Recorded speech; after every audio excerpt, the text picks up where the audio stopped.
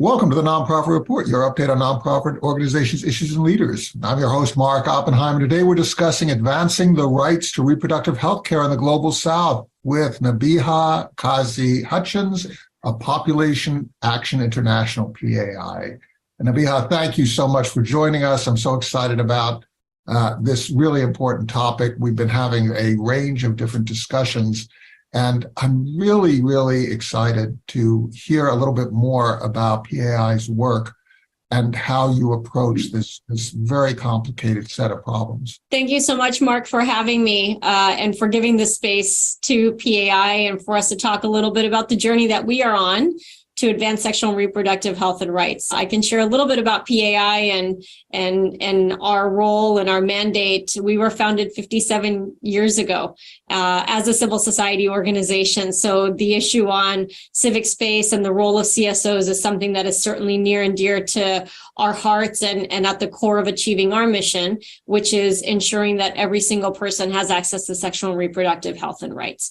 And we do that through our advocacy in the US, and we also partner with organizations all around the world so they can drive their own agendas with their own governments to meet the needs of their own communities.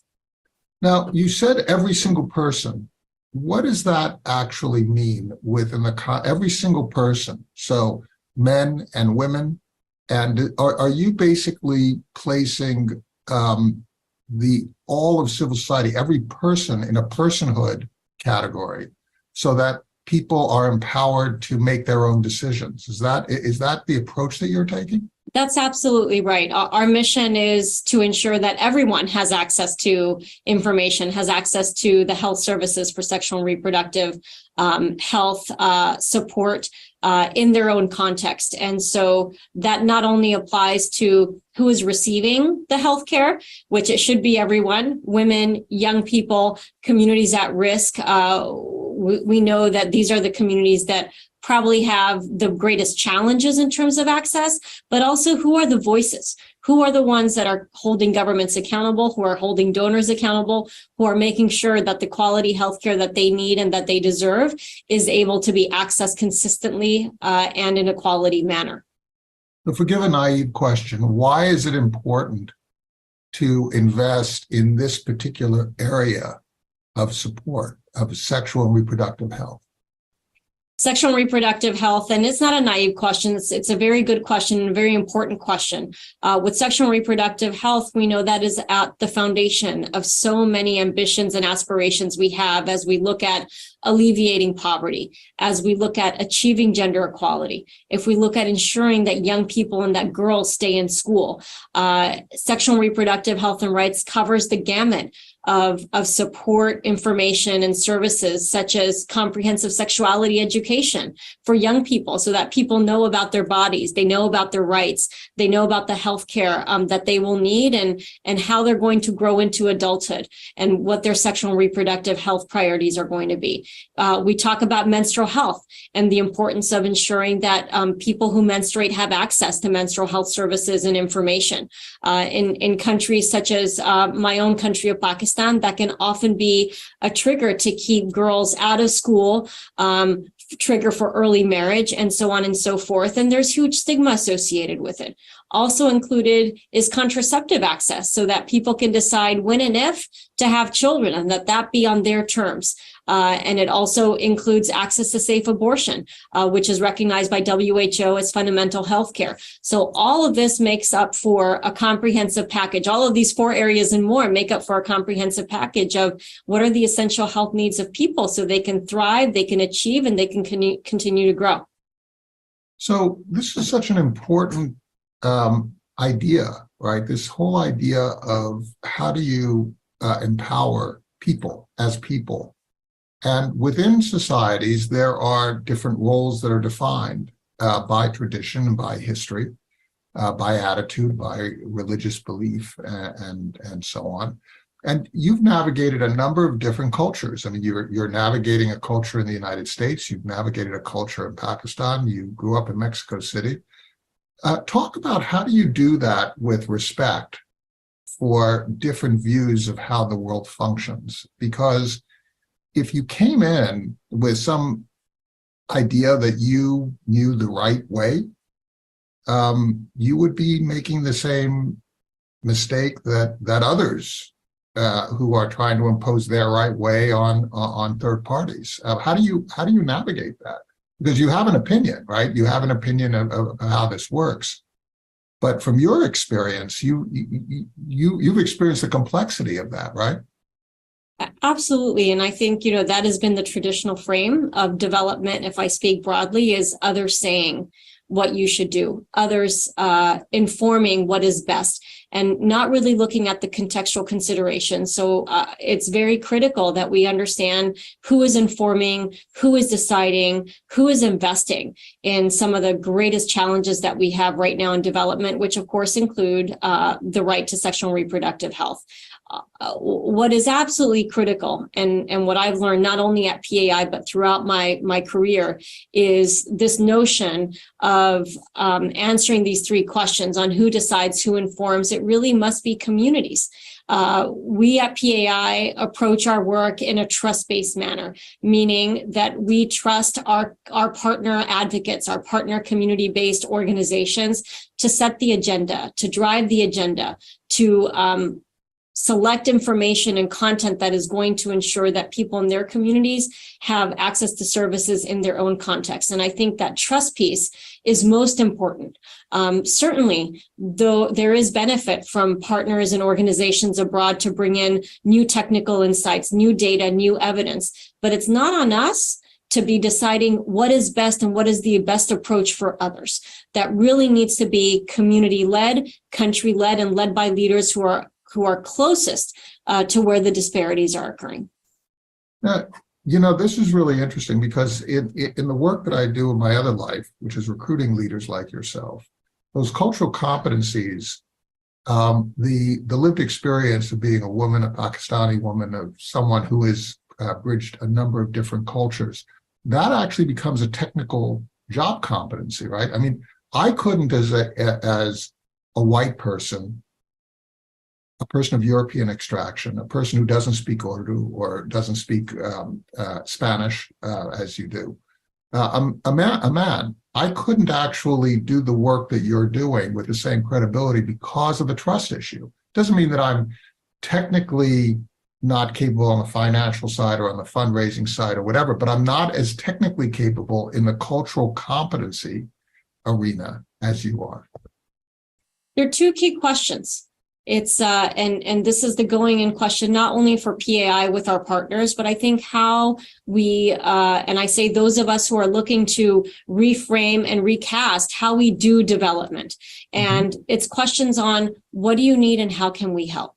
And when you ask those questions, there is so much to those answers, because then you get to not only what the needs are, but also what are the priorities? What do people and partners value? And therefore, you're not imposing your will or what you think are the best practices onto the agendas and the experiences of others. You are really in service to, in response to. Now, there is this other facet of we at PAI, we're also advocates. We're holding our own government accountable. We're holding leaders at a global stage, bilaterals and multilaterals accountable. And from that perspective, we're talking from our voice on what we think we need to be effective in advancing this mission of sexual and reproductive health and rights. So it's an interesting role that we play. Nabeeha, describe the ecosystem in which you operate. You have funders, you have people who are recipients, you have a whole bunch of people who are partners, you have people on the ground, you have communities. How does this whole workflow function? The ecosystem that PAI is a part of is multifaceted, is multidimensional. We have, yes, generous funding support from foundations, from private foundations that are committed to advancing health. We have also an extensive ecosystem of civil society organizations. They are our peers. PAI doesn't have offices around the world, so we really work very closely with other civil society organizations that are closest to where the change is envisioned. And we work with 120 community-based organizations across 36 countries who are driving their advocacy in their context, just as we're driving our advocacy here in the U.S. The dynamic is one that I'm especially proud of because it is one where we are sharing our strengths mutually. PAI provides flexible funding from our small grants mechanism. And that funding supports the advocacy agendas of individual community-based organizations driving their work to advance SRHR. So you have people, you have foundations and individuals with an intent who have an impact. And you are the specialists in translating that intent with means into impact on the ground. But then when you get on the ground, you have people who are on the ground that you're working with in communities who are experts in how those communities function, correct? That's correct. Our partners are the experts. PAI is not the expert for another context. What we are doing is sitting at this intersection between global and country level to connect those dots, to make sure that those who are making the investment decisions at a global level are funding the kinds of things that are actually needed. And then to us, we benefit also from our civil society network, from our partners, because we do have access to information. We have access to data. We have access to the experiences that we leverage when we're doing our advocacy on the Hill. And both PAI and our partners, it expands the entire network, not only of advocates, but also the network to understand what are the global policy moves that are underway? What are the threats at a country, regional, and global level that we should all be aware of? And so we're working as a collective, knowing we have individual priorities, but ultimately the end game is the same, and that's ensuring that people have the right to sexual and reproductive health in all contexts, across all geographies, and around the world. So as you do your work, you're also assembling a lot of experience. Each of your people are learning from every day of their work, and you're collecting data. How do you assemble that data in ways that your partners can benefit for their ongoing efforts that might go in parallel or might be done through PAI to also advance human reproductive health? Thank you, Mark, for that question. PAI is not actually assembling the data. Our partners are. So our partners and the local communities they work with, they're assembling the data, they're pulling the data. So for example, there is a tool called Motion Tracker. And what that tool does is to track the government's commitments to investing in contraceptive and family planning services. So that's each government in country. Yes, there's a series of governments, whoever's made commitments to, for example, assigning a certain budget allocation to contraceptives. I can't say all governments around the world have done it, but a vast majority have, in particular with the aspirations of advancing family planning by 2030. And so in this case, there is a tool to track the commitment, track the financial commitments, what the promises were, and it's conveners at a civil society level, at country level, that are actually looking to see if those commitments are being delivered upon, and if they're not being delivered upon, ask why. And from there, that informs the advocacy agenda of partners. So I use that as an example. It's less about PAI collecting the data and saying this is what needs to happen, and more about communities asking for the data, because that is also an advocacy tool, and informing their own agendas. So you're helping people on the ground in a very specific way. How does that actually improve the lives and strengthen the economy, strengthen the welfare of people whose communities you serve? Do you have evidence that what you're doing is actually making life better? There is a justice issue here as well, but let's set that aside and let's look just at the economic benefits and the civil society benefits. Do you have evidence that what you're doing makes a difference as opposed to communities where you can't provide that same service? Sure. And I think the evidence comes down to when people have access to healthcare, they're going to stay in school longer. They're going to be more productive. There's an income impact. It is a pathway out of poverty, right? If people in communities don't have access to healthcare, they're going to be more sick. They're going to be investing more in staying healthy. So some of these fundamentals, which should be part of the aspirations of people to achieve and to thrive, if they're not there, that's already putting these communities at a tremendous disadvantage. Is healthcare and reproductive healthcare in many respects synonymous? Reproductive healthcare is part of healthcare. So if we look at the full healthcare package, and the essential healthcare package, it ranges from ensuring access to vaccines, to ensuring proper child nutrition, to ensuring maternal health, and all the components around reproductive health. We are advocating that reproductive healthcare is centered to primary healthcare. And primary healthcare is essential healthcare that you get on the front lines as a first point of entry for overall well-being. What do you do in those areas of the world where people who are in power will not talk with you simply because you're a woman? I'm referencing, of course, what's going on in Afghanistan. Hopefully that will turn around, and to the great distress of Afghanis, you have a wholesale rejection of women in service to women, basically. How do you deal with those types of attitudes? Afghanistan is a complicated situation, to say the least. And the way we approach it is fortifying the voice of one through the voice of many.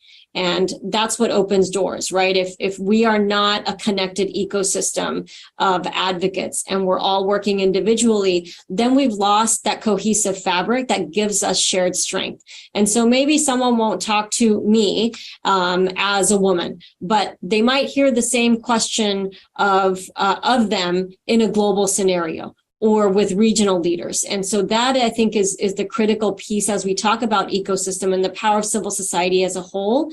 Is we're supporting each other, we're validating and reinforcing messages, and we're also recognizing that accountability is not the responsibility of one, it's the responsibility of many. And that means there are many ways in to yield influence, to ask the questions, and to protect the rights of people.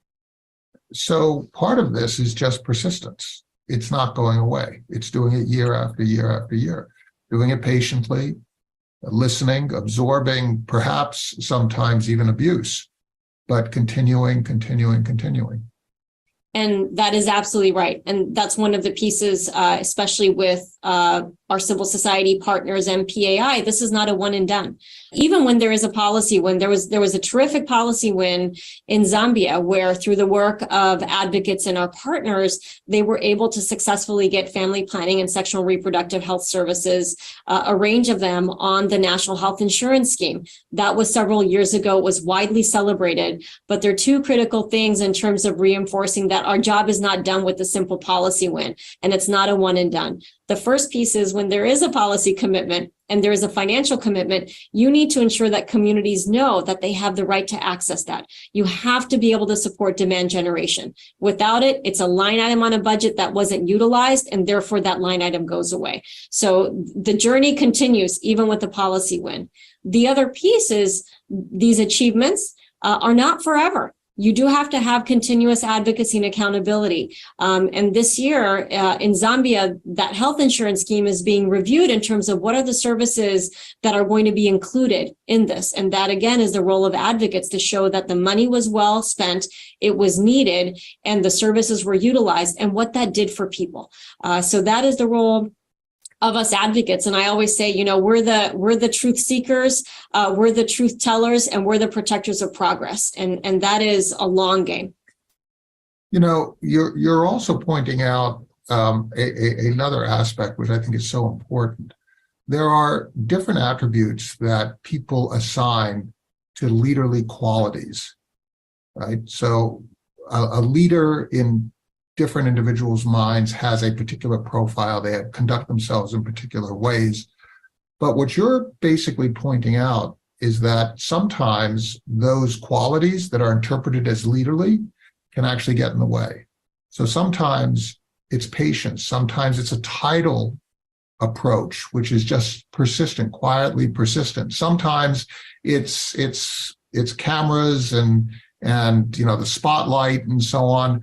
There are just these different approaches that need to be taken that are culturally determined or circumstantially determined that are effective. And you need to have the flexibility to marshal a team that has these different attributes so you could deploy the appropriate tool set, attitudinal, behavioral, as well as technical, in particular situations. And that's a really sophisticated approach. I guess part of the way you build your team and your partnerships is to look at those types of attributes as well as the purely technical? 100%. You need to know the context that you're working in. And this is where EQ comes in, right? It's not just a cultural competency, because that again can be very different at a hyper local indigenous community network versus a dynamic that's happening around a round table with parliamentarians at a national level. Well, let's talk about Pakistan, for example. Sure.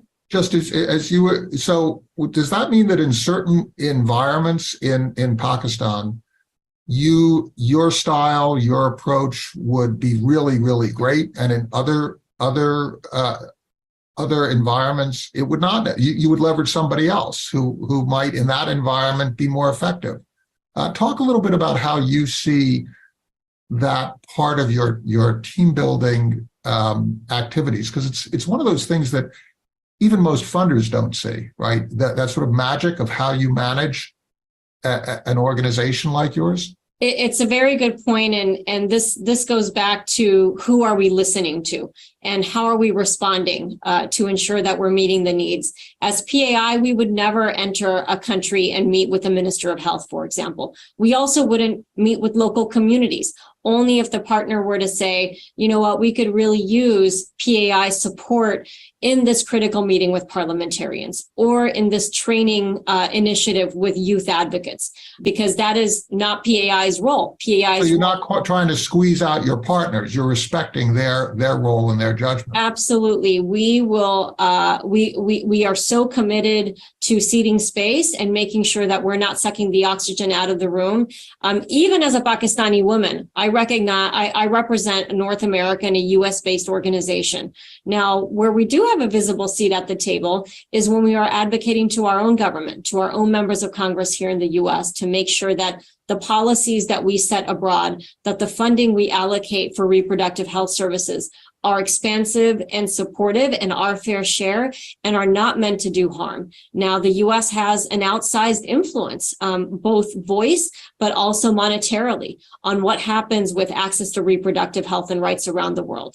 And so that is one of the critical roles of our U.S. government policy team, is to track those investments, track the policy threats and policy changes, and be able to articulate and communicate what is the impact, good or bad, this has on people abroad. So part of this is that you're the trusted intermediary to those people who have a different role on the ground, and you're providing the basically the contextualized information on both sides. Is that correct? That's one piece of it, right? Where partners, and I would think of this ecosystem as PAI is one of many, and there are many others like PAI in other countries that are not part of PAI officially, right? So there are a range of nonprofit community-based organizations where they help inform us, or where we inform them is specifically on the implications of U.S. government advocacy. But we don't really have a role in informing Kenya of what are the moves that your government is going to be making. We can provide the strategic thought partnership to say what might be some ways in. Let us be your thought partner. Here are some interesting tools that other countries and other partners have used that might be useful. Let us connect you to that. So it really is us serving as a connector, us bringing our own experiences to the table if they're needed and they're relevant, and for us to take information and data and insights back to our own government to make sure, again, that our investments and our intentions are very much aligned with the rights of human beings. As a broker of information, of agreements, of alliances, of understanding, you're playing this sort of central role, but ensuring that, as you said, not sucking the oxygen out of the room, not stepping on anyone's toes, basically helping to elevate and playing this very subtle role with your people. I have one last question about PAI, which is, what does the next 5 years look like? What would delight you in terms of the impact that you and your fellows, your board, your funders would have? What would that look like in the next 5 years? There are a couple of things, and 5 years is right in front of us, right? In terms of the impact, these next few years are really critical. One is that we have sustained an increased investment in civil society, and that civil society is viewed as a permanent, most critical partner to not only advance health and development, but to sustain that. And the funding space is shrinking. So we need greater expansion in that. The second is a huge win for us would be increasing civil society investments and civil society as a whole, those who are at the table to drive their advocacy. And we're expanding that network of advocates who are ever more connected. And the third piece is that here in the United States and those on the global stage understand that the policies that we set need to be helpful. And therefore, our policies in the US do exactly that our reproductive health financing be expansive, that our policies not be harmful, and that we are listening to what the needs of communities are so those changes are achieved. This has been really informative. Nabeeha, Kazi, Hutchins, thank you so much for sharing the work that you do at Population Action International, PAI. Please thank your boards, thank your staffs, thank your partners for this really important contribution that you make to our world. It's just such a pleasure to sit at your feet and learn from your work. Thank you, Mark. Thanks for having us and really appreciate your support in this space.